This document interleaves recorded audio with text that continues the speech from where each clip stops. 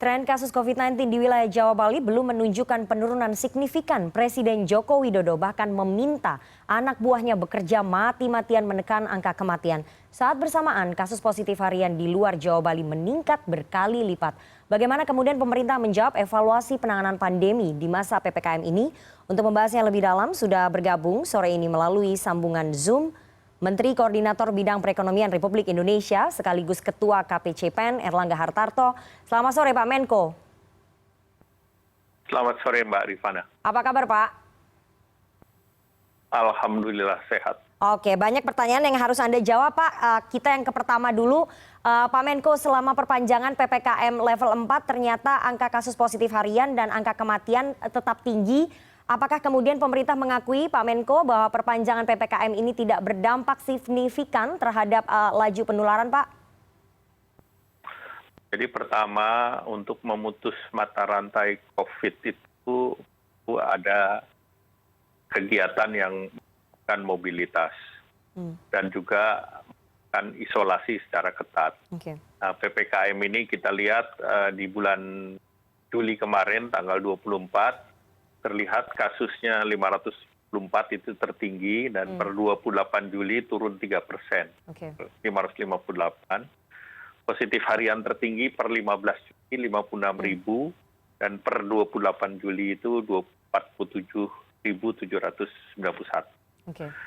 Kemudian kita lihat di rumah sakit darurat COVID Wisma Atlet itu tanggal 23 yang lalu masih 58%, bahkan sebenarnya bisa lebih tinggi.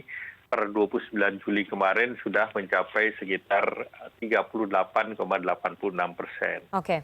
Nah, kita lihat memang masih angka kematian masih tinggi, tentu harus dilakukan terkait dengan treatment dan juga ketersediaan rumah sakit. Nah, kita lihat bahwa ketersediaan rumah sakit ini angkanya perlu kita tingkatkan, itu bed occupancy rate, dan itu ditingkatkan secara nasional. Okay. Diminta untuk bisa siapkan 40%. Ya, Nah, okay. kemudian juga tentu beberapa daerah di luar Jawa kita harus meningkatkan secara lebih intensif, mempersiapkan testing tracing. Kita lihat beberapa testing tracing di beberapa daerah itu sudah mencapai apa yang diharapkan, Okay. namun masih ada yang masih sekitar 6%. Okay. Di dalam instruksi Mendagri memang targetkan jumlah testing. Dengan kenaikan jumlah testing, otomatis kasus aktifnya tertangkap akan semakin tinggi. Namun dengan semakin banyak testing, positivity rate itu diharapkan bisa turun. Ya, ya. Karena penaikan positivity rate itu karena testingnya yang masih terbatas. Oke, artinya Mbak. testing akan ditingkatkan ya. Tadi Bapak juga menyinggung soal angka kematian, Presiden Jokowi juga menyinggung soal angka kematian secara spesifik meminta para menteri bekerja keras untuk menekan angka kematian. Kita mau tanya Pak, kenapa kemudian sulit sekali pemerintah untuk menekan angka kematian di tanah air Pak? Kunci daripada angka kematian adalah di treatment. Dan juga tentu ada pelacakan terhadap mereka yang rentan, yaitu comorbid. Kita ini kan TBC-nya di data WHO 2 dan TBC ini sangat dekat dengan penyakit pernapasan dan sangat rentan terhadap COVID. Kemudian penyakit diabetes ini kita nomor 6 di dunia. Nah, artinya kita tidak boleh berkonsentrasi pada penanganan mereka yang kena COVID, tetapi penyakit-penyakit yang sangat bahaya ini, nah ini tentu harus ditangani secara paralel. Sehingga tentu kita dengan penanganan ini, dengan obat-obatan yang tersedia, maka angka ini akan turun dan juga melakukan vaksinasi kepada mereka yang rentan. Nah, yang rentan ini adalah yang usia-usia lanjut. Oke, Pak, berapa lama waktu yang dibutuhkan untuk bisa menekan ataupun menurunkan angka kematian? Karena pasti Presiden memberikan target kepada Anda dan juga jajaran menteri lainnya, Pak. Ya, mungkin Mbak Nana sebagai sesama orang beragama, kematian itu adalah takdir dari Allah. Kita hanya bisa mengusahakan.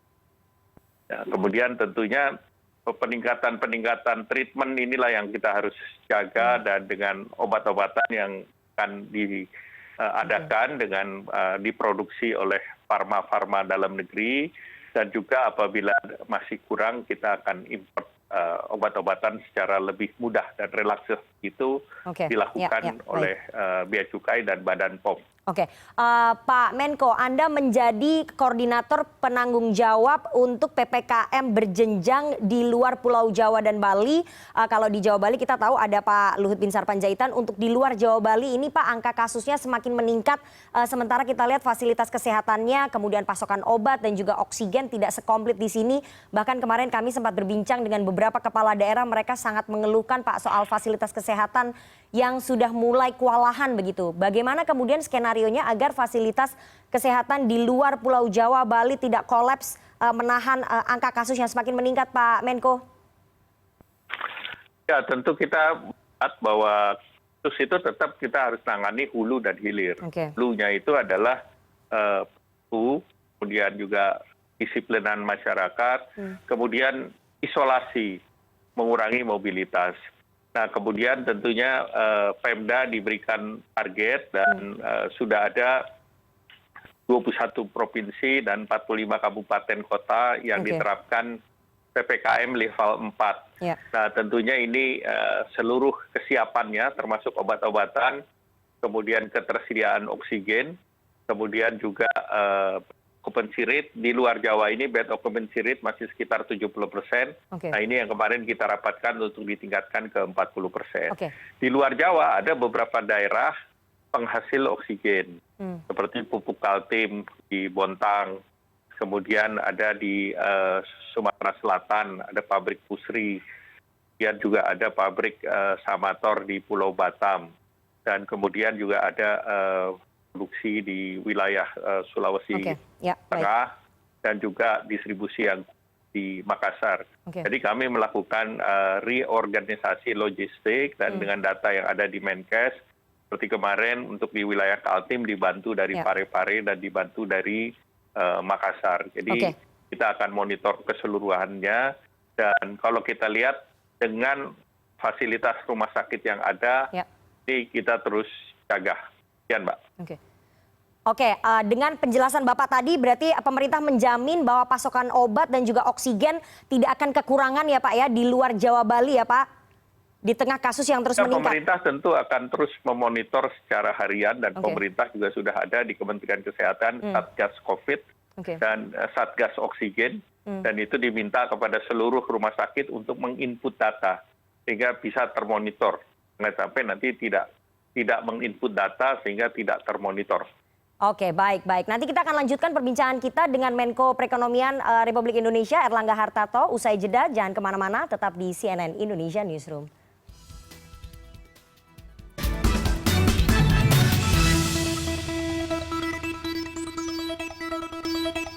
Anda masih bersama kami di CNN Indonesia Newsroom dan kita akan lanjutkan perbincangan kita dengan Menko Perekonomian Republik Indonesia Erlangga Hartarto. Pak Erlangga, kita lanjutkan lagi, kita mulai masuk ke dalam pelonggaran PPKM level 4. Pak, ini Satgas COVID-19 mengatakan bahwa pelanggaran protokol kesehatan paling tinggi terjadi di warung makan. Ini malah pemerintah melonggarkan PPKM level 4 yang memperbolehkan aturan makan maksimal 20 menit di warung makan. Banyak yang mengkritik, Pak. Apa dasarnya membuat kebijakan itu, Pak Erlangga?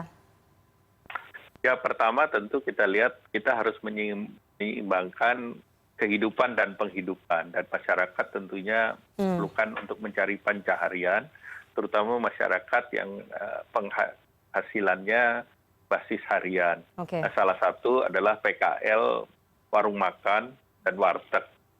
Nah, tentu dengan demikian maka pemerintah melakukan berikan mereka untuk tetap beroperasi dengan menjaga prokes. Nah, salah satu menjaga prokes adalah diutamakan kalau bisa itu di take away.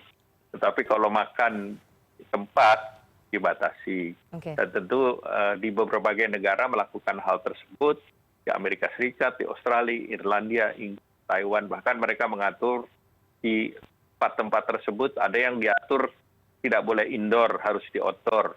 Kemudian juga mereka mengatur bahwa di luar itu pun dibatasi per meja 2 orang. Jadi berbagai negara melakukan kebijakan tersebut dan tentu disesuaikan dengan lokasi di daerah masing-masing. Tapi pengawasannya sulit ya Pak ya, karena banyak pedagang kemudian yang komplain Pak, yang mengeluhkan kebijakan itu Pak. Pengawasannya memang sulit Pak di lapangan.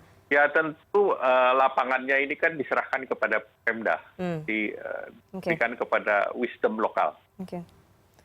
Pak Erlangga, kabarnya minggu depan pusat perbelanjaan akan dibuka, Pak. Apakah betul itu sebagai bentuk dari pelonggaran PPKM level berjenjang ini? Kita ingin tanya apakah betul seperti itu, Pak?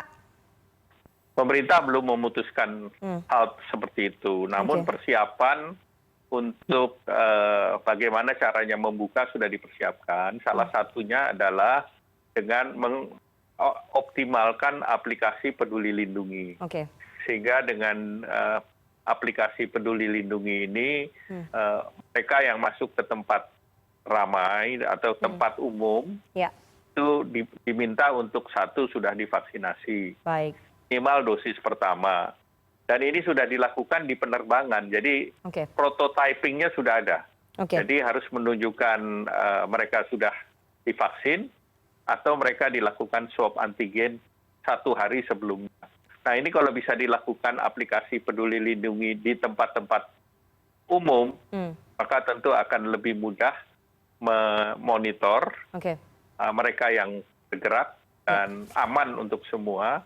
Ditambah lagi nanti kita akan upgrade selanjutnya adalah tracing itu menggunakan aplikasi juga. Nah, beberapa negara seperti Singapura menggunakan itu, menggunakan tracing digital. Demikian pula Korea, Jepang, dan yang lain. Artinya kalau mau masuk mal harus sudah menunjukkan kartu vaksin begitu ya Pak ya?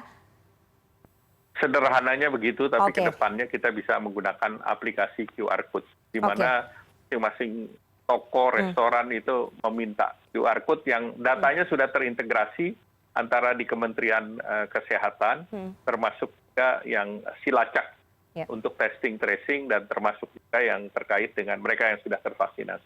Oke, Pak Menko, saya ingin tanya sebetulnya ini banyak pertanyaan di media sosial dan beberapa media juga membahas begitu ya Pak ya, soal kemudian ketidakkompakan para menteri di kabinet dan juga masalah komunikasi publik pemerintah Pak, yang kemudian membingungkan masyarakat. Apakah kemudian ini disadari juga Pak oleh pemerintah sehingga itu memperlambat penanganan pandemi COVID-19 Pak Erlangga?